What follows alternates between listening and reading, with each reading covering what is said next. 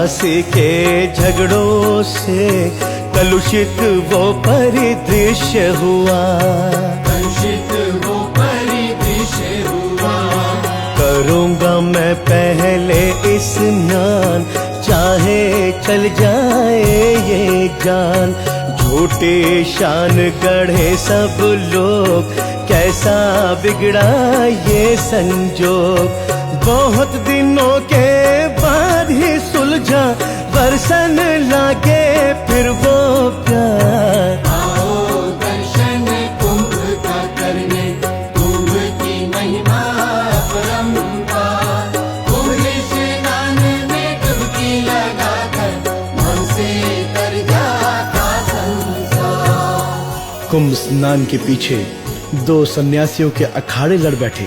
नासिक में वर्षों पहले नरसंहार हुआ, इसकी वजह से दो कुंभ भी बंद रहे। पेशवा राजाओं के समझौते से नासिक में फिर से कुंभ स्नान शुरू हुआ। भक्तों, अगर कुंभ का वर्णन हो और उसमें अखाड़ों का वर्णन ना हो तो कथा अधूरी सी रह जाती है। तो चलो हम संक्षिप्त में अखाड़ों का वर्णन करें। कुंभ में सन्यासियों का स्नान विशेष स्थान रखता है। कहते हैं कि इन अखाड़ों के सन्यासियों का स्नान ना हो तो कुंभ का मेला आयोजित करने का कोई अर्थ नहीं रह जाता, ऐसा भक्तों का मानना है। ये बात सत्य भी है, तो क्यों ना इन अखाड़ों का कथा में वर्णन करें। तो बताते हैं गंगा स्नान में कौन कौन से अखाड़े यहाँ भाग लेते हैं और इन अखाड़ों की क्या भूमिका होती है। भक्तों, इनकी स्थापना कैसे हुई, कुंभ मेले में क्या क्या घटनाएं घटी, इसका पहले सूक्ष्म रूप से वर्णन करना अनिवार्य है। 8वीं शताब्दी में हिंदू धर्म विचारों को दो गुरु यानी दो निर्देशक, एक आदि गुरु श्री शंकराचार्य, दूसरे श्री रामानुज जी, यहाँ से शुरू होती है कथा। आदि गुरु श्री शंकराचार्य हिंदू धर्म में हुए महान, हिंदू धर्म में हुए महान। दूजे गुरु श्री रामानुज जी करने को आए कल्याण, करने को आए कल्याण। धर्म के रक्षा करते थे ये, हिंदू धर्म की थे पहचान। कि ये अखाड़ों की स्थापना वेद पुराणों के थे शान। दिया इन्होंने भारतवर्ष को धर्म की रक्षा का संस्कार। आओ दर्शन कुंभ का करने, कुंभ की महिमा अपरंपार। कुंभ स्नान में डुबकी लगाकर मन से तर जाता संसार। भक्तों, रामानुज से शंकराचार्य जी प्रभाव में आगे निकल गए और उनके दर्शन की अभिलाषा प्रत्येक व्यक्ति तक पहुंच गई। कहते हैं कुछ अलग धर्म के अनुयायी अपने अपने धर्म की जड़ें मजबूत कर रहे थे। यूरोप लोगों को ईसाई धर्म में बदल रहा था और बौद्ध धर्म के अलावा हर धर्म के अनुयायी भारत में अपनी जड़ें मजबूत और संघों की स्थापना कर रहा था। मठ बनते जा रहे थे, हर कोई अपने अपने धर्म परिवर्तन में लगा था। भक्तों, सर युद्धनाथ सरकार लिखते हैं कि श्री शंकराचार्य जी का इतिहास उनके जीवन काल के कई सौ साल बाद लिखा गया था, लेकिन उनके बाद में श्री माधवाचार्य जी और अनंत गिरी जी कार्यों ने भी अच्छी भूमिका निभाई। श्री शंकराचार्य जी ने अपनी तपस्या और विद्वता से हिंदू धर्म की रक्षा की। श्री शंकराचार्य जी जो कि शिव स्वरूप सिद्धांतवादी और महाज्ञान तपस्वी थे, उन्होंने भारतीय दर्शन में क्रांति उत्पन्न करके सभी तपस्वियों को एक सूत्र में बांधकर वैदिक संस्कृति की तरफ उन्हें अग्रसर किया। समस्त सन्यासियों को 10 वर्ग में फैला दिया। भक्तों, वही सन्यासी आज 10 नामी सन्यासी के नाम से प्रसिद्ध है। 10 वर्गों में बांटे सन्यासी, जो 10 नामी कहलाए। जो 10 नामी कहलाए। इनके नाम बताता हूँ मैं, जो श्री गुरु ने समझाए। जो श्री गुरु ने समझाए। एक गिरी और दूजे पुरी है, तीजे भारती चौथे वन। पांचवें आरण्य, छठे है पर्वत, सातवें सागर है पावन।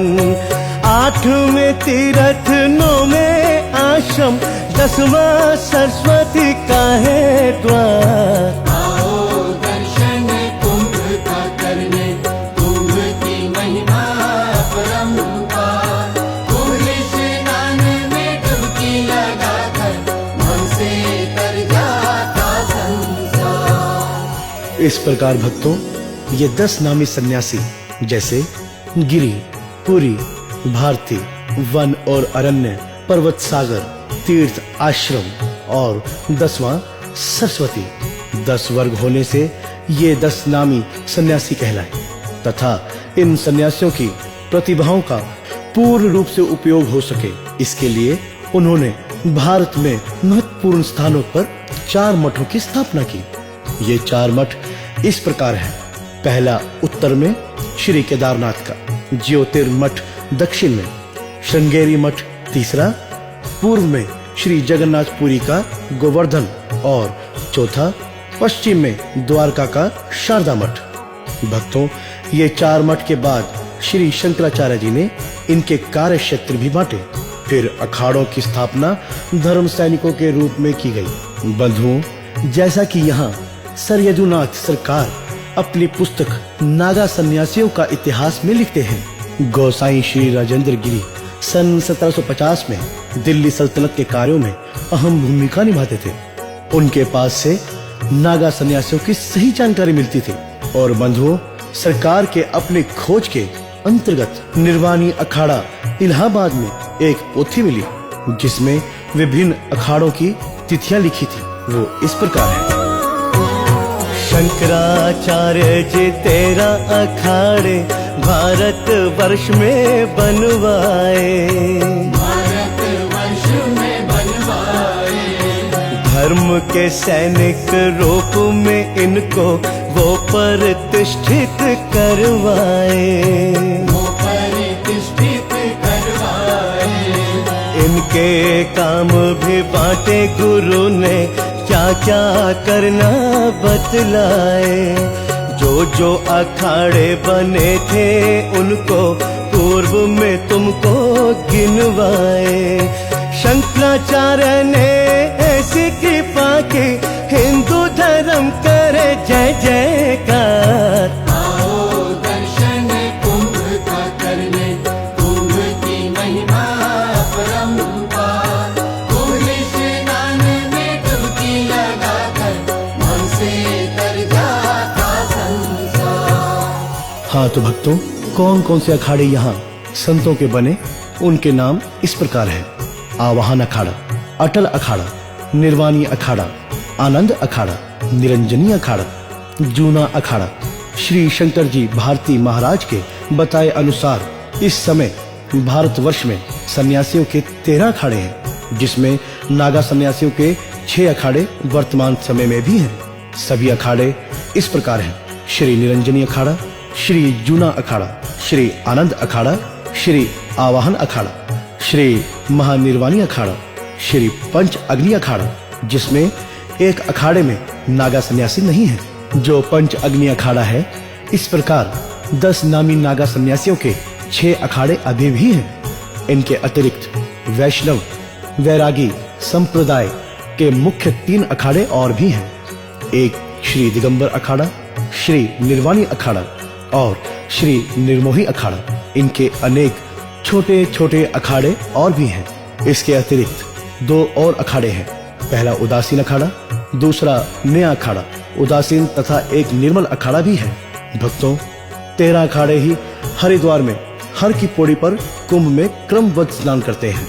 वर्तमान में हरिद्वार में 10 अखाड़े हैं। भक्तों, कुंभ कथा में अखाड़ों का वर्णन जरूरी है। सन्यासियों के आने से ही कुंभ की शोभा बढ़ती है। कुंभ की शोभा बढ़ती है। हर हर गंगे बोले नागा, भारी भीड़ उमड़ती है। भारी भीड़ उमड़ती है।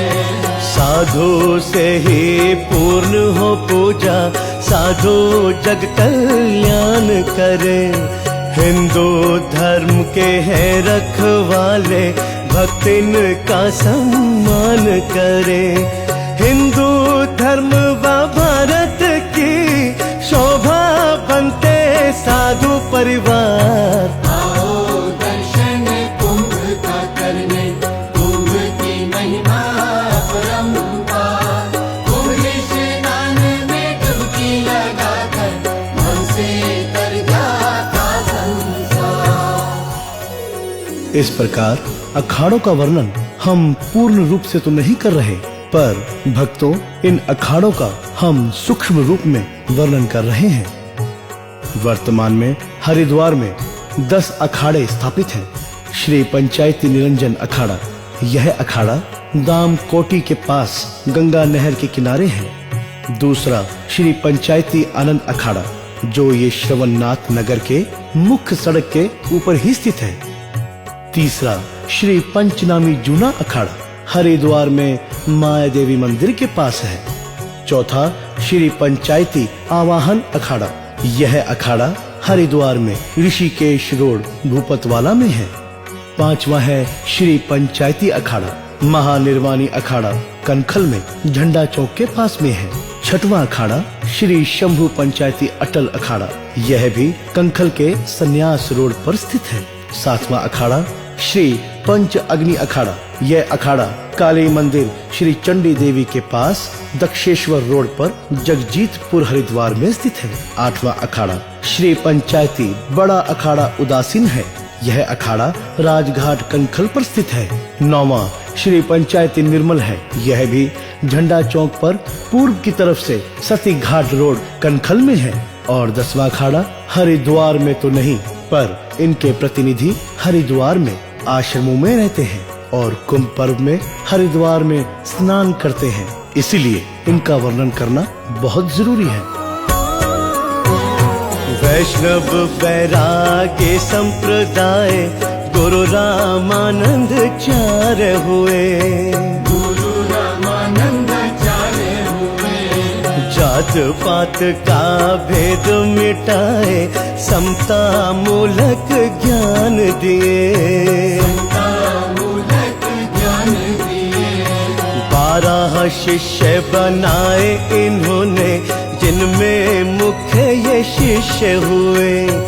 एक कबीर दास हुए, भक्त रे दास भी साथ लिए। धन्ना जाट और सैन नाई का, गुरुवर ने किया उद्धार। आओ दर्शन कुंभ का करने, कुंभ की महिमा अपरंपार। कुंभ स्नान में डुबकी लगाकर मन से तर जाता संसार। मेरे प्रिय बंधु, श्री वैष्णव वैराग्य संप्रदाय में श्री जगत गुरु रामानंदाचार्य जी ऐसे महान गुरु हुए हैं, जिन्होंने जात पात के बंधन तोड़े और 12 शिष्य अपने प्रधान रूप से बनाए, जिसमें प्रमुख शिष्य श्री कबीरदास जी जुलाहा थे। भक्त रेदास, भक्त सैन और धन्ना जी प्रमुख थे। इससे साफ पता चलता है सच्चे गुरु तो जन जन का कल्याण करने के लिए ही अवतार लेते हैं। ऐसे जगत गुरु रामानंद महाराज को शत शत नमन करते हैं। इनके अन्य शिष्य भी असंख्य हुए हैं। भक्तों, इससे पहले सभी को भक्ति अथवा दीक्षा लेने का अधिकार नहीं था, पर श्री जगत गुरु रामानंद जी महाराज जी ने ही यह प्रथा शुरू की और रानी पद्मावती और उसके पति पीपा जी महाराज को पूर्ण रूप से दीक्षा दी। भक्तों, आप सोचते होंगे अखाड़ों के बारे में क्या क्या बताया जा रहा है, तो आपको बता दें, कुंभ पर्व में इन अखाड़ों की अहम भूमिका होती है। जो जन जन के लिए तो कुंभ पर्व महान है। साधु संन्यासी